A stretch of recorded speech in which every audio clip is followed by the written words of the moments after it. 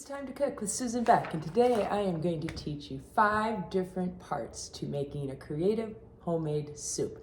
There's so many options when making soup, and we're gonna look at how you can just dig into your freezer or your refrigerator or your canned food pantry and pick out the ingredients to make a delicious soup this winter. Part 1 of making soup is to pick a base. There are many options. You can start with some granulated soup base or some bouillon cubes. You can buy your stock in a box. This is vegetable broth, but it comes in beef and chicken as well. Or we like to boil our bones and create our own beef and chicken stock. Part 2 of soups are proteins. Now this would be optional and could be left out, but you can use some kielbasa, some bratwurst, some frozen chicken breast. We've boiled our chicken and gotten these little pieces off of the bone that we love to save for soups and casseroles. I have leftover roast beef. I have canned venison. Beans are a great alternative if you're avoiding red meat. Soup bones, ground beef, you name it.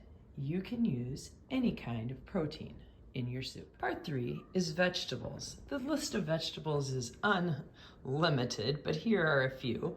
And I've also pulled from my freezer the end of my celery, a turnip, potatoes, cabbage, mushrooms. You could use canned things like green beans, tomatoes, whether that's canned from your own garden or canned from the store.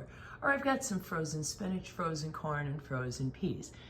You should just open your crisper or check out your freezer and decide what needs to be used and make a great soup. Part 4 is to select a grain. So I've got some pasta here. Spaghetti could be used. I'd probably break that into pieces. Today I have some white rice, but wild rice and brown rice work. Quinoa. Oh, I love barley in my soup. And of course, noodles are always great.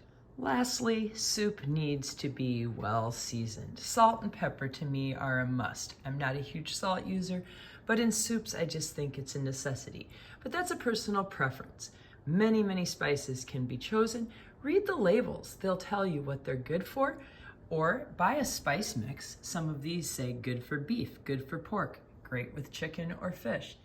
Be sure to subscribe to Time to Cook with Susan Beck, because my next videos are all going to be on how to make some fantastic soups without a recipe. We're just going to open our pantry and open our fridge or freezer and see what we have and make some great, delicious soup without a recipe.